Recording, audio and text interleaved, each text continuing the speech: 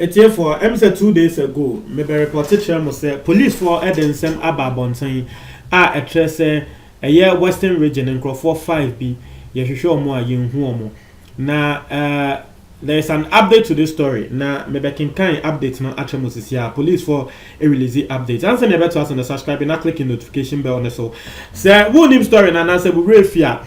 Say 2 days ago, I made the browser in Crawford 5B or my year our Western region. Most of them no takra de na esiwo na police for Edensem Ebabonte because Crawford way a wo mo ayira wo mo ebusuafo na edebetu police for nim Western region say Crawford yi yenhu omubium wo mo ayira intino police for so na was say wo mo de ba Ghana for nim ebeka tro mo say Crawford 5 ayira na sa out of 5 no na Crawford 4 emba na baako bema. I have an update on this particular issue. Now it's here for out of a year in Crawford 5 na Wamoirano police for CCR ehu the whereabouts of 3. Just a miensa police for eba bontin nsem no ebe to abontin no. Yehu miensa bebia wo mokoye na bebia wo mo na eni eno na mede bro. The first person Fauzia Aliu. Na Fauzia Aliu with this 17. Make I say me the picture so buy na wa share pictures na ono na wo share eye minim se nya ye kan nkremofo mba no de ye omo hye wo muti so no aha wono na wo share na wono with this 17 na police for air can say she returned home wo befie wono abefie enwumre be ye 8 o'clock na wono abefie na ne papa a ye frɛ no Aliu Suleiman ede no eba police for no ho the next day ena police for no etoto na no say ye de o picture akoto amansa yanim say wayera emancrofo because I dey no make I say a trend ye pan e wo Twitter into no police for no bisa na nsem say wo kon he no mo pese mo hwem say e ba na sen ena wayera ya afa ebetumi abefie ena victim no e police for no say wono a ofifie say okọ Accra na Accra ko na wo ko no wo say wo kwohwehwe ne maame etiefo tell say one ne papa ena etetakrade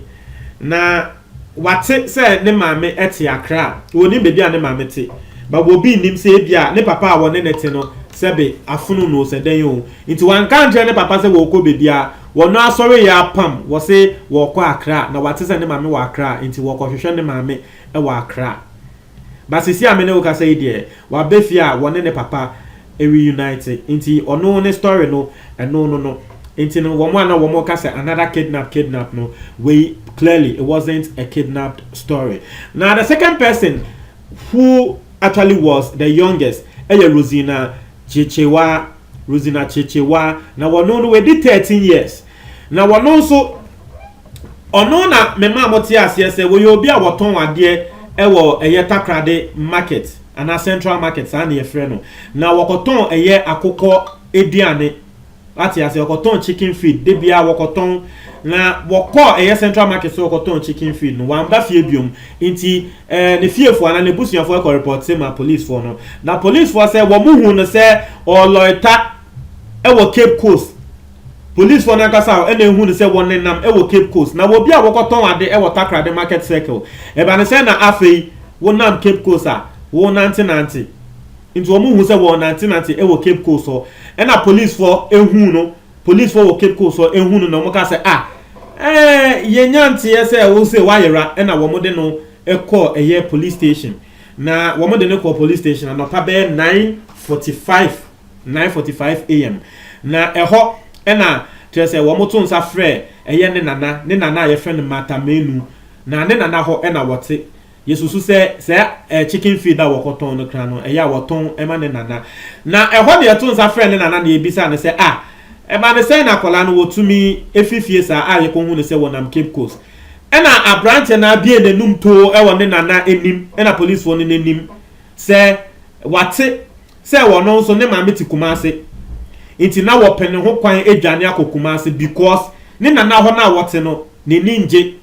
won pese wo betena ne nana ho biom inti wate say ne maame eti Kumase inti na wo pe kwan a wo betumi edwane akokumase etiefo eno ne nsema akola ne nso wo de ato jan to share the first story and the second story a obehu ne say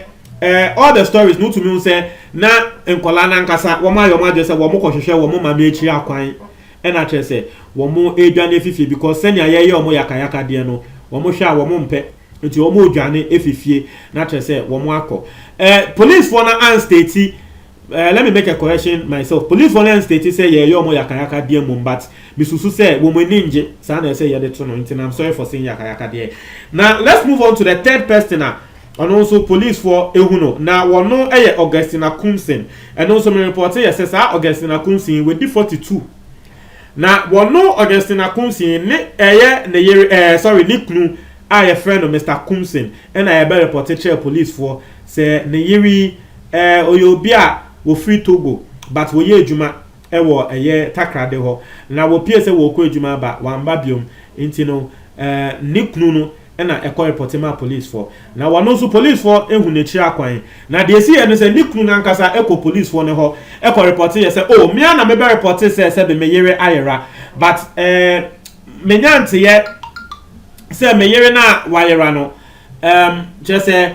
na ono ne de ne ye kwesimintin police for no call reportima omo say we nyante ye say ne yere na woka say wayera no ne yere no e wono ne yere ne bra ho ewo osu ewo akra osi wenyante ye but wa friend yere na mpeke wa friend yere na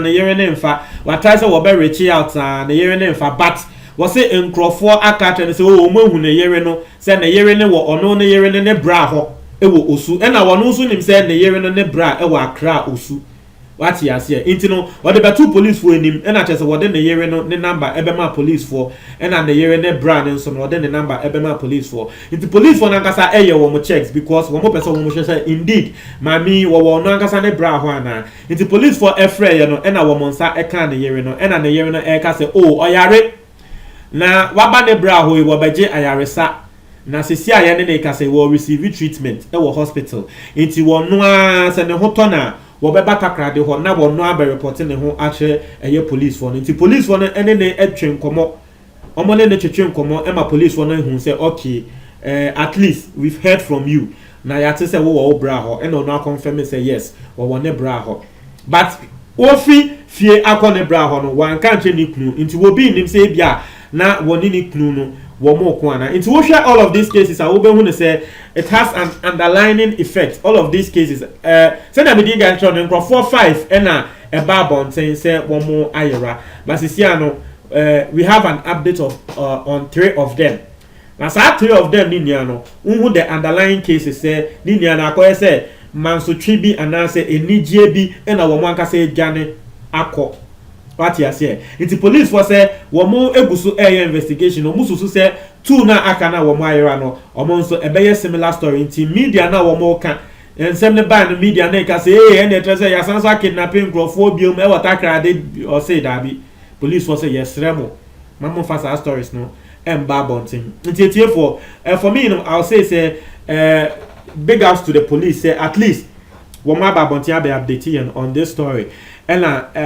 2 of them now can yesusu say still investigations na be ma yehu baby asan crofo 2 no wo na ye bomba ye say wo mo so bibi born bia entom because we e ba no ye ni ane e bomba say a story like this and na ye pese ye say oh wo no na dwane fifie ye pese ye beti say bia yakọ kidnap we later abekwa kote yes the body wa da bi inti no agwa say empire na ye ni aye bo no abem inti ye danyankopon wa say inti no we will still be praying for the other 2 na omo nso ye bomba say ebia baby na omo kono ye racket na omo ko ye raaye na chese wo mo ehu wo mo kwan a wo mo akọ report to police into the 2 na aka no eno ye obema na ye say oye defender no sebe die wo ye mumu no one tia semen no wo no another lady so into we are hoping just like these 3 are about saying say any kidnapping it's not any kidnapping related issue bia but akoye say senya na efie ebia treatment bi ana de na airport wo fie wo mo mpenti wo go hwehwe wo mo relatives bi etri akwan na kire say ama nsem we nia aba ntiatie for send me dig Ghana we are still praying so share comment Ghana for be break say wow good news from the Ghana police lot of love. We'll be able to say we thank God. Into share. In go for the almost can say we thank God, we thank God, we thank God. Well done, Ghana Police. Amen. Kudos IGP. Into what share for the and we'll be able to say well noted and hope the remaining ones will soon be fined as well. And a police wanna replies and the patrol way and more police wanna can say police is working hard to find them. Internet for Yadanyankopon ase. Yadanyankopon ase. Obi nso eka say I don't envy the job of the police cry. A citizen will act so careless, indulge in very dubious deals with others. They might then become victims of their own foolishness and greed. But it will be the police that will have to account for the problem. I salute you, Ghana Police. The few bad nuts have really made your work so unwholesome. But please don't give up on us, right? The nipakuwe can say, what share in some senior and Grofu Yankasa no Mujandi Fifia. Nanka, I was a woman bought a man and woman bought a man, but later I won't say the pressure about to police force. Meanwhile, in Grofu, I said, woman, cause ya send ya woman dear. And I say, and they assemble every woman. And a police for no every plan. Say, thank you, Kofi, for your encouragement. We are grateful. It's here for Montreal, my day, comment box, me that say.